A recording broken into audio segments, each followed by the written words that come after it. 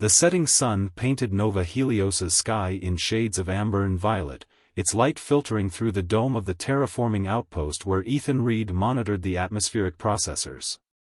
The colony world's harsh environment still required protective barriers, but after 3 years of work, the air outside was almost breathable. Almost. A warning beacon flashed across his console, pulling his attention from the daily reports.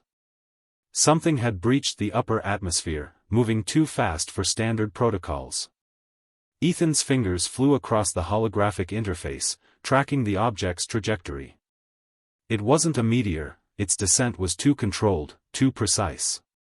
"Control, this is Outpost 7, he called into his comm, we have an unidentified object on approach vector. Mass and velocity suggest a small craft, but it's not matching any known configurations." The response came through garbled with static. "Copy. 7. Maintain distance. Defense units, dispatched." Ethan watched as the object's path curved toward the terraform zone, its heat signature suggesting a controlled crash rather than catastrophic failure. Whatever it was, whoever was piloting it, they were trying to land. The craft disappeared behind the ridge of red cliffs that bordered his outpost sector. Protocol dictated he should wait for the defense units. Protocol could go to hell. He grabbed his environment suit from the storage locker, checking the seals twice before heading to the airlock. The outpost's computer chimed a warning about unauthorized exposure, but he override it with his emergency codes. Someone could be dying out there. The path down the cliffs was treacherous, loose rocks skittering under his boots as he descended. His suit's heads-up display marked the crash site half a kilometer ahead, sensor readings showing elevated energy signatures unlike anything in the colonial database. When he crested the final ridge, Ethan stopped short. The vessel before him was unlike any ship he'd ever seen. Its hull seemed to ripple with an inner light, the metal itself appearing almost liquid in the dying sunlight. No visible engines, no standard markings, just smooth, flowing lines that defied human engineering. Movement caught his eye. A figure emerged from what he assumed was the cockpit, moving with an otherworldly grace despite obvious injury. The alien, for it couldn't be anything else, was humanoid but clearly not human. Their skin had a subtle luminescence, like starlight caught beneath glass, and their hair moved as if suspended in water despite the thin atmosphere. The alien stumbled, and Ethan rushed forward without thinking. As he caught them, he felt an intense heat radiating through his suit's protective layers. The alien's eyes snapped open, meeting his through his helmet's visor, and Ethan's breath caught in his throat. Their eyes were filled with swirling light, like miniature stars caught in the moment of birth. But it was the intelligence in them, the clear awareness and wariness, that held him transfixed. "Easy," he said, knowing they probably couldn't understand him but hoping his tone would convey his intent. "I'm here to help." The alien spoke, their voice carrying a musical quality that seemed to resonate in his chest. Though the words were unintelligible, he recognized pain and urgency in their tone. They tried to push away from him, gesturing at their ship with increasing desperation. Ethan's suit sensors were going crazy, warning of dangerous energy fluctuations. The ship's hull was beginning to pulse with increasing intensity, the light patterns becoming erratic. Whatever powered it was becoming unstable. The alien made another attempt to reach the ship, but their legs gave out. Ethan made a split-second decision. He activated his suit's emergency beacon and scooped the alien into his arms. They were surprisingly light, but the heat they radiated was concerning. "That ship's about to blow," he said, already turning back toward the outpost. "We need to move." As if to emphasize his point, the energy reading spiked.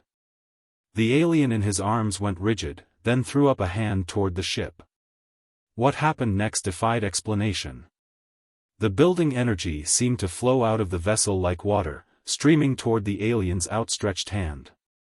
It coalesced into a sphere of pure light that the alien somehow absorbed into their body, their skin glowing brighter for several seconds before dimming to its previous subtle luminescence. The ship, now dark and lifeless, sat harmlessly on the red soil. The alien slumped in his arms, apparently unconscious. Ethan stood frozen, his mind struggling to process what he'd just witnessed. The defense units would be arriving soon, and he had no idea how to explain any of this. Looking down at the alien's face, now peaceful in unconsciousness, he realized his life had just become infinitely more complicated. Her face, for something in him was certain this being was female, held a beauty that transcended human standards, both familiar and utterly alien. Warning klaxons began to sound from the outpost. The defense units would be here within minutes. Ethan squared his shoulders and began the climb back up the cliff face, his precious burden held securely against his chest. Whatever happened next, he knew he couldn't let them treat her like a threat. The sun finally dipped below the horizon, leaving them in the electric blue twilight unique to Nova Helios. Above, the first stars began to appear, twinkling with the same mysterious light he'd seen in her eyes. Somewhere up there were answers to who she was and why she'd crashed on this remote colony world. But for now, all that mattered was getting her to safety. The rest would have to wait. The medical bay's sterile white walls seemed to amplify the otherworldly glow emanating from their unconscious visitor. Ethan watched through the observation window as Dr. Patel conducted her examination, the colony's chief medical officer maintaining remarkable composure despite the unprecedented nature of her patient. "Her biological structure is unlike anything I've ever seen," Dr. Patel's voice came through the intercom. "It's as if her entire cellular makeup is designed to channel and store energy. And these readings." She gestured to the hovering holographic displays. "She's not just producing heat, she's generating complex plasma patterns similar to stellar phenomena." Ethan crossed his arms, remembering how she'd absorbed the energy from her ship. "Can you help her?" "Physically, she's already healing at an remarkable rate. But these energy readings are becoming unstable. Whatever she absorbed from that ship, she needs to release it soon, or..." The alien woman's eyes snapped open, those starfire irises immediately focusing on Ethan through the window. The medical equipment began to whine in protest as energy readings spiked dramatically. Dr. Patel stepped back, her hands raised in a non-threatening gesture. "I need to get in there," Ethan said, already moving toward the airlock. "That's not protocol." But he was already cycling through decontamination. Something told him she wouldn't hurt him. The same instinct that had driven him to rescue her now pulled him to her side. As he entered, the air crackled with static electricity. The alien woman sat up, her silver-white hair floating around her face as if she were underwater. When she spoke, her words still carried that musical quality, but now they seemed to resonate directly in his mind. "You helped me." Her lips moved slightly out of sync with the words, as if she were translating in real time. "You understand me now?" Ethan approached slowly, noting how the energy readings stabilized slightly with each step closer. "I learn quickly. Your language patterns are simple." There was no condescension in her tone, just statement of fact. "I am Lysandra. Ethan Reed." He stopped at her bedside. "You're safe here, Lysandra. But Dr. Patel says you need to release the energy you absorbed. Can we help?" Lysandra's expression shifted to something like concern. "It is dangerous. I must reach the surface. Away from others. I'll take you." The words were out before he could consider the implications. "There's an observation platform above the outpost. Will that work?" Dr. Patel's voice cut in through the intercom. "Commander Walsh needs to approve any movement of the patient." "There's no time," Lysandra said, her skin beginning to pulse with light. "The containment is failing." Ethan made another split-second decision. He helped Lysandra to her feet, supporting her as they moved toward the door. "Sometimes it's easier to ask forgiveness than permission," document, seal the medical bay behind us. The journey to the observation platform was tense. Every step seemed to increase the energy radiating from Lyssandra's form. By the time they reached the airlock, small arcs of plasma were dancing between her fingers. "You should stay behind the shields," she said as they stepped onto the platform. Ethan helped her to the center of the space before retreating to the protected observation area. Through the reinforced viewport, he watched as Lysandra raised her hands to the star-filled sky. What happened next was both beautiful and terrifying. The energy she'd absorbed erupted from her in streams of plasma, forming complex patterns in the thin atmosphere above the dome. The display resembled a miniature aurora, colors shifting and dancing in ways that defied natural law. When it was over, Lysandra remained standing but swayed slightly. Ethan rushed out to steady her, no longer feeling the intense heat from before. "That was incredible," he breathed. "It is both gift and curse," she replied, her voice weary. "My people, the Celestials, we are born with the ability to channel stellar energy. Some use it to power our ships, others to terraform worlds." Her expression darkened. "And some would use it as a weapon. Is that why you crashed here? You're running from something?" Lysandra met his gaze, those star-filled eyes holding a weight of responsibility he recognized all too well. "Not something. Someone. My father, the stellar archon. He believes our power makes us superior, destined to rule. She hesitated. "I refuse to participate in his plans for conquest." Ethan processed this information, understanding the implications. "So you stole a ship and ran. And nearly died in the attempt." Her lips curved in a slight smile. "Until a strange human decided to ignore protocols and save me." Before Ethan could respond, alarms began blaring throughout the outpost. Commander Walsh's voice crackled over the emergency channel. "Reed. Get your ass and your unauthorized guest to the command center immediately. We're picking up multiple ships entering the system." Lysandra's face paled, the starlight beneath her skin dimming. "They found me. Ethan, you must let them take me. Your colony isn't ready for this conflict." "Like hell," he growled, surprising himself with the vehemence in his voice. "We're not in the habit of handing over refugees to their persecutors. Especially not ones who've shown more concern for our safety than their own." She stared at him, clearly surprised by his reaction. "You would risk war with the Celestials?" "We'd risk war with anyone who thinks power gives them the right to dominate others." He offered his hand. "Come on. Let's go explain to the commander why protecting you is worth that risk." After a moment's hesitation, Lysandra took his hand. The slight tingle of energy that passed between them felt less like a warning now and more like a promise. Above them, the first celestial ships began to appear as bright points of light among the stars, heralding the beginning of a conflict that would test both their newfound trust and humanity's resolve to protect its own principles, even in the face of superior power. Commander Walsh's weathered face reflected the holographic display showing 5 celestial vessels in high orbit around Nova Helios. Their crystalline structures pulsed with the same otherworldly energy Ethan had witnessed in Lysandra, but on a scale that made his throat go dry. "One ship could level this colony," Walsh said, her voice carefully neutral. 5 could crack the planet. She turned to Lysandra, who stood tall despite the weight of every eye in the command center. "Give me one reason why I shouldn't hand you over."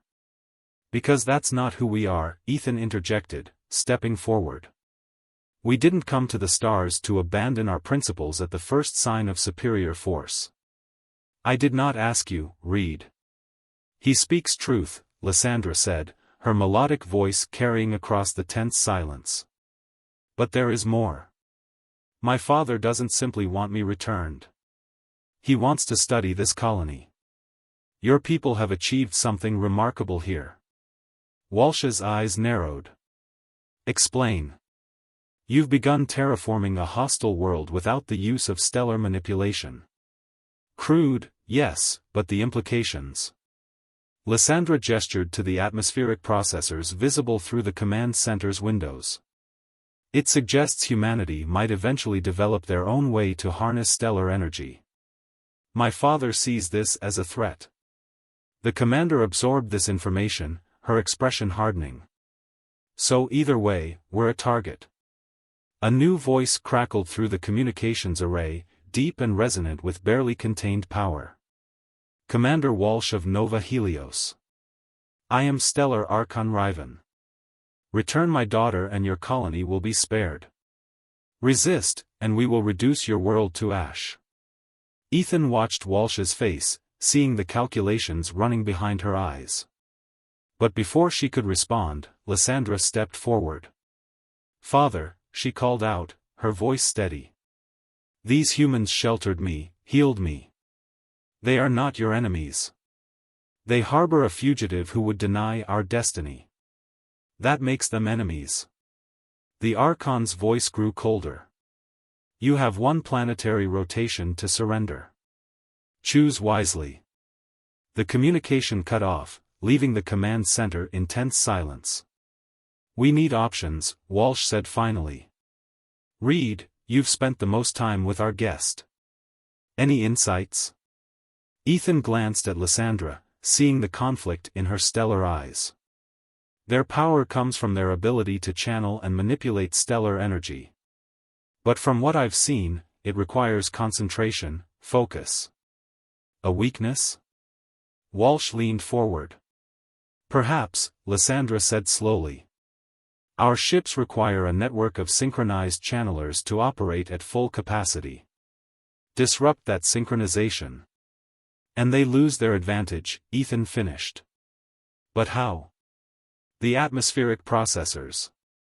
Lysandra turned to the window, her expression thoughtful.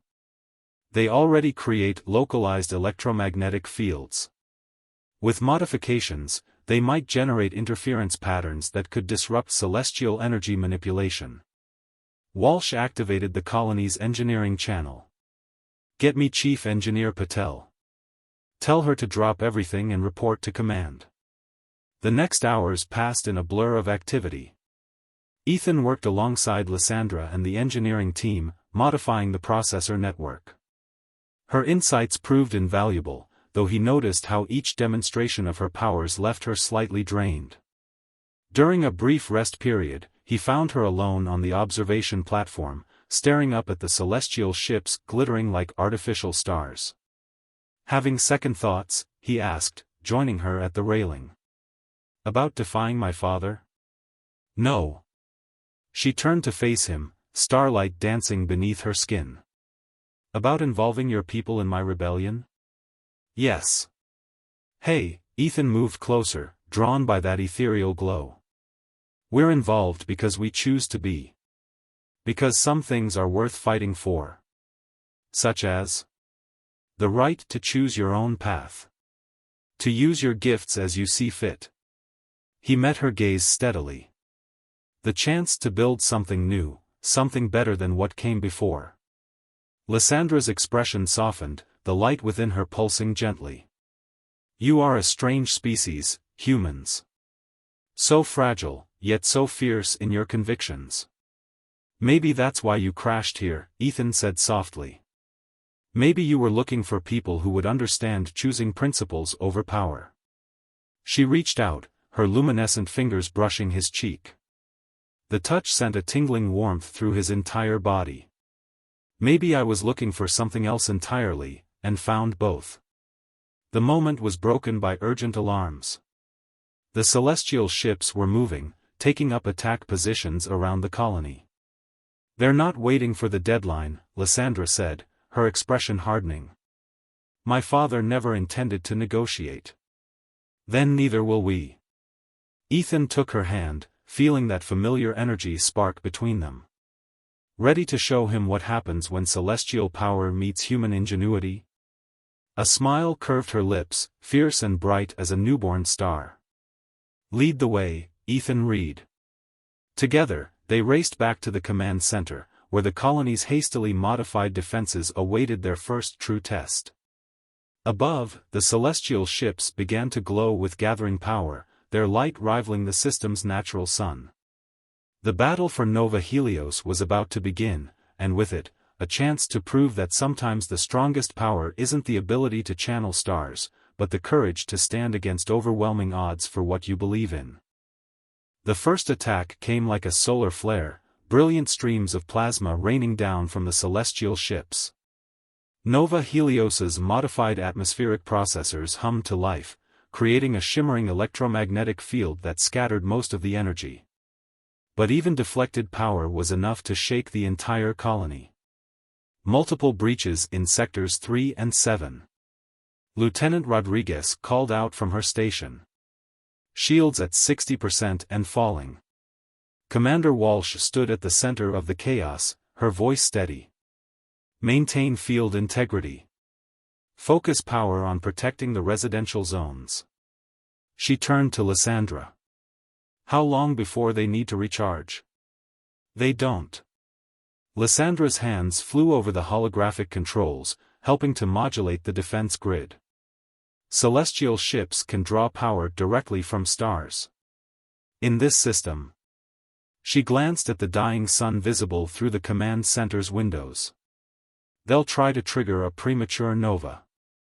The energy release would overwhelm our defenses.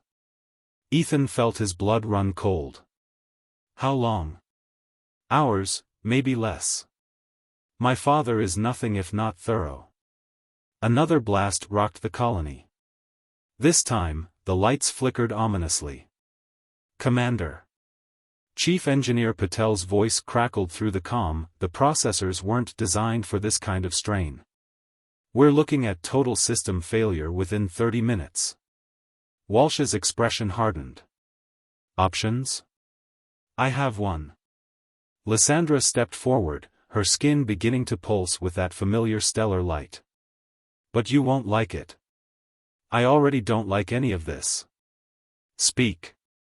The processors are failing because they can't handle the energy conversion rate. But I can. She met Ethan's gaze, and he saw both determination and fear in those star-filled eyes. If I connect directly to the system, I can act as a buffer, channeling and redirecting the attacks. That's suicide, Ethan protested.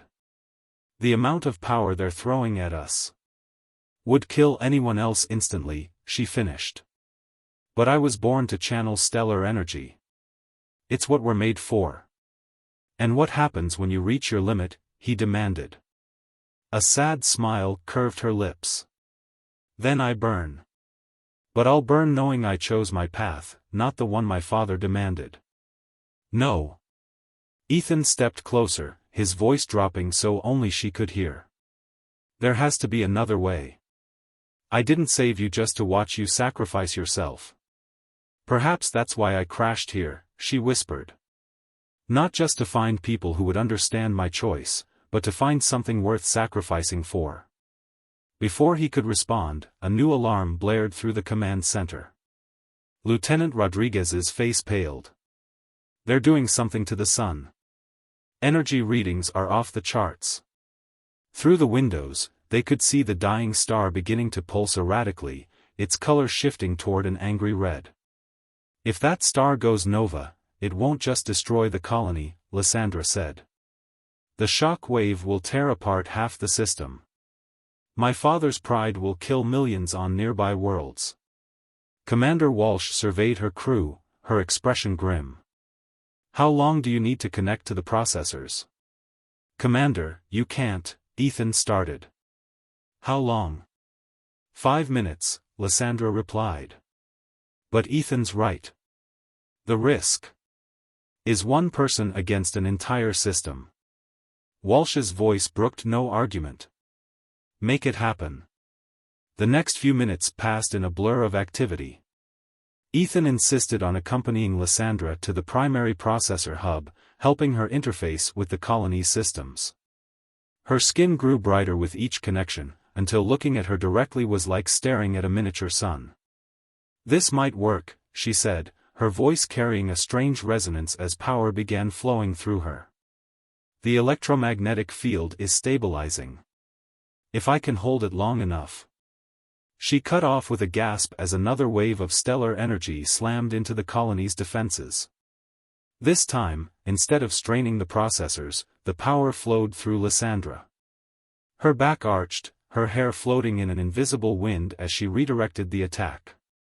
Ethan watched helplessly as she fought to contain the massive energies coursing through her. The air itself seemed to vibrate with power, and the diagnostic screens showed temperatures approaching that of a small star. "Lysandra," he called out, shielding his eyes from her radiance. "You need to stop. You're burning up." "Not yet." Her voice seemed to come from everywhere at once. "Need to show them, show him." Through the observation windows, Ethan could see the celestial ships pressing their attack, their combined power turning the sky into a cascade of deadly light. But something was changing. The colony's shields, channeled through Lysandra, weren't just deflecting the energy anymore, they were absorbing it, growing stronger. Impact in upper atmosphere. Rodriguez's voice came through the comm, some kind of, "Wait, the sun's energy levels are stabilizing." Lysandra's eyes snapped open, blazing like twin supernovas. "Father," she called out, her voice carrying impossible power. "Look what we can do when we create instead of destroy." The energy she'd absorbed burst outward, not as a weapon, but as a wave of pure creation. Where it touched the colony's damaged sections, broken things reformed. The very air seemed to shimmer with new possibility. And still more power poured through her, until Ethan feared she would indeed burn away into pure light. He did the only thing he could think of, he reached out and took her hand. The contact should have incinerated him. Instead, he felt the energy flow through him as well, less intense but somehow more focused. Through their joined hands, he sensed her struggle to contain the power, to direct it toward healing rather than destruction. "I've got you," he whispered, not knowing if she could even hear him through the maelstrom of energy. "You're not alone in this." Above them, the celestial ships hung motionless in the sky, their attacks ceased. On every channel, on every frequency, a single sound could be heard, the stellar archon's voice, filled with something that might have been wonder, or might have been fear. "What have you done?" The silence following the stellar archon's question hung heavy in the charged air. Lysandra still blazed with power, but now Ethan stood beside her, their joined hands forming a bridge between two species' understanding of energy, life, and possibility. "I showed them what we could be, Father," Lysandra answered, her voice carrying both strength and compassion. "Not conquerors, but creators. Not rulers, but guides." Through their connected hands, Ethan felt the truth of her words in a way mere language could never convey. The energy flowing through them wasn't just power, it was potential, the very essence of creation that the Celestials had learned to channel. But where they had seen a weapon, Lysandra had discovered something far more profound. The Archon's ship descended through the atmosphere, its crystalline structure reflecting the light still emanating from his daughter. As it landed outside the colony's main dome, Ethan felt Lysandra tense. "Stay with me," she asked softly. "Always." Together, they walked to meet her father. The atmospheric processors, now permanently altered by their shared power, hummed with harmonic energy that made the air itself feel alive. Commander Walsh and a security team fell in behind them, though their weapons seemed almost quaint in the face of such cosmic forces. The stellar Archon emerged from his ship alone. Like Lysandra, his skin held captured starlight, but where hers now pulsed with warm creation, his burned with barely contained power. His eyes, filled with the same stellar fire as his daughter's, widened at the sight of her hand joined with Ethan's. "Impossible," he breathed. "No human could survive direct contact with our energy." "Perhaps," Lysandra replied, "you never considered that we had more to learn from them than they from us." She raised her free hand, and the energy still flowing through the colony's systems responded. A holographic display sprang to life, showing the molecular changes occurring in the atmosphere, the soil, even the colony's inhabitants. The human terraforming technology wasn't crude, Father. It was brilliant. They understood something we had forgotten, that true power lies not in how much energy you can channel, but in how precisely you can direct it. Their processors don't just change environments, they work with them, encouraging natural processes rather than overwhelming them. And when our powers combined, Ethan added, feeling Lysandra squeeze his hand in encouragement, we didn't just protect the colony. We evolved it. And ourselves. The Archon stepped closer, his ancient eyes studying their joined hands with growing wonder. The resonance patterns, they're stabilizing each other. Strengthening. How?